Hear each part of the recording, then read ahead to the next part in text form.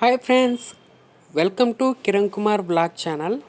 ఈరోజు ఈ వీడియోలో నేను మీకు చింతకాయలను చెట్టుపై నుంచి ఎలా తెంపాలో ఈ వీడియోలో మీకు చూపించబోతున్నాను.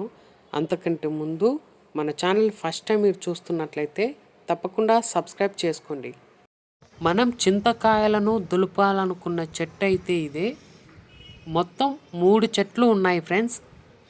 కొంచెం జూమ్ చేసుకొని మీకు అసలు చింతకాయలు ఉన్నాయో లేదో చూపిద్దాము. చెట్లు ఎంత పొడుగు ఉన్నాయంటే ఆల్మోస్ట్ దాదాపుగా ఒక 50 అడుగుల ఎత్తు దాకా అయితే ఉన్నాయి. ఇదిగోండి, జూమ్ చేశాను కాబట్టి ఇప్పుడు మీకు చెట్టు పైన ఉన్న చింతకాయలు క్లియర్గా అయితే మీకు కనిపిస్తున్నాయి. అవన్నీ కూడా చింతకాయలు. ఈ చింతకాయలను మనం ఒక్కొక్కటి తెంపడం అనేది కొంచెం కష్టం. ఫస్ట్ మనం చింతకాయలు తెంపాలనుకుంటే చెట్టు ఎక్కాలి. చెట్టు ఎక్కాలంటే మనకు నిచ్చెన సహాయంతో కొంతవరకు మనం ఎక్కగలుగుతాం. ఇలా చెట్టు పైకి ఎక్కి నిచ్చెన సాయంతో ఆ కొమ్మల మీద నుంచి మన బరువు కూడా చూసుకొని జాగ్రత్త ఎక్కాలి. పైన మా మామయ్య ఎక్కి కొన్ని చింతకాయలను దులుపుతున్నాడు. అంటే కొమ్మను ఒకేసారి పెట్టుకొని ఎదిలించడం ద్వారా ఏవైతే తక్కువ పట్టుకుంటూ ఉన్నాయో చెట్టు పై నుంచి అవి కింద పడిపోతాయి. ఎక్కువ గ్రిప్తో ఉన్నట్టువి అలాగే పైన ఉండిపోతాయి. ఆ పైన ఉన్న గ్రిప్తో ఉన్నట్టు మళ్ళీ చేతులతోటి తెంపేయాలి. తెంపి కింద వేసుకోవాలి. అదిగోండి, అవన్నీ కూడా చింతకాయలు ఎలా పడుతున్నాయో మీరు ఇప్పుడు చూస్తున్నారో. అదిగోండి, పైనుంచి దులపడం, తెంపడం. ఇదిగో చూడండి ఫ్రెండ్స్, ఈ చెట్టుపై నుంచి చింతకాయలు ఎలా పడుతున్నాయో ఒక్కసారి చూడండి. చింతకాయలు పడడం మీరు చూస్తున్నారు, వింటున్నారు. ఇక్కడ మనము నేలపైన పడ్డ చింతకాయలను మనం చూస్తున్నాము. ఇదిగోండి, చెట్టుపై నుంచి ఇలా నేల మీద పడ్డప్పుడు వాటన్నిటిని మనం కలెక్ట్ చేసుకుని ఒక సంచిలో అయితే వేసుకోవాలి. చెట్టు పైన మా మామయ్య చింతకాయలు తెంపుతున్నారు. చాలా జాగ్రత్తగా కొమ్మ పైన ఎలా ఉన్నారో ఇప్పుడు మనం చూస్తున్నాము. ఈ క్లిప్లో ఏంటంటే మనం ఇంతసేపు చెట్టు పై నుంచి పడ్డ చింతకాయలను ఇలా ఒక సంచిలో వేసుకొని ఎత్తి పెట్టుకోవాలి. చూడండి, మనకు ఎన్ని చింతకాయలు ఉన్నాయో ఇప్పుడు మీరు చూస్తున్నారు. ఓకే, ప్రజెంట్ సగం కంటే తక్కువ ఉన్నాయి ఒక సంచిలో. నేను కూడా కొద్దిసేపు ఉన్న తర్వాత చెట్టు పైకి ఎక్కిన తర్వాత చెట్టు పై నుంచి ఇలా వీడియో అయితే తీస్తున్నాను.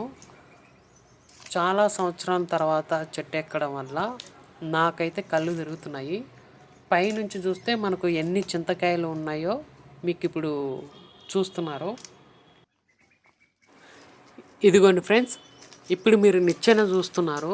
నేలపై నుంచి చెట్టు మీదకి నిచ్చెన, అక్కడి నుంచి కొమ్మలపై నుంచి మనం జాగ్రత్తగా ఎక్కాలి. పొరపాటున మనం కింద పడితే మన కాలు చేతులు విరిగి మనం చనిపోవడం కూడా జరుగుతుంది. ఇదిగోండి, పైనుంచి ఒక చిన్న సెల్ఫీ వీడియో తీస్తున్నాను. ఎంత పైన ఉన్నాను అని చెప్పేసి. కొంచెం కాలు అటు ఇటు తునికినా కానీ కింద పడిపోతాం మనము. అందుకని చెప్పి చాలా జాగ్రత్తగా ఉండాలి. చెట్టు పైన చింతకాయలు ఇలా ఉంటాయి. ఒక్కొక్కసారి పాములు కూడా ఉంటాయి. అది మనం చెప్పలేం. మన లక్గా ఏంటంటే పాములు అయితే ఏం కనిపించలేదు. పైనుంచి వీడియో తీయడం కొంచెం కష్టంగా ఉంది.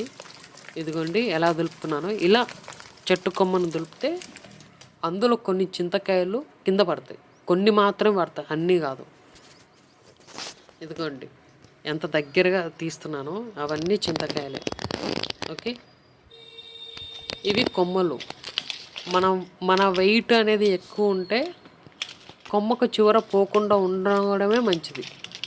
ఒకవేళ వెయిట్ ఉన్న వ్యక్తి చివరన ఉంటే కొమ్మ ఇరిగి కింద పడే ఛాన్స్ అయితే ఎక్కువ ఉంది. అందుకు మనం వెయిట్ తక్కువ ఉన్నప్పుడు మాత్రం కొమ్మ చివరి దాకా ఉండాలి.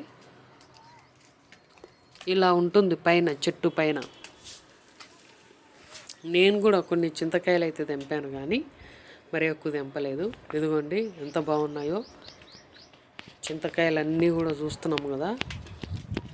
మొత్తం ఆకుపచ్చగా ఉన్నాయి, కొన్ని ఎండిపోయి ఉన్నాయి. ఎండిపోయినట్టువే మనం తెంపేది, ఎండనివి మనం తెంపాల్సిన అవసరం లేదు. ఫార్మింగ్లో ఇవన్నీ మీకు కనిపిస్తాయి.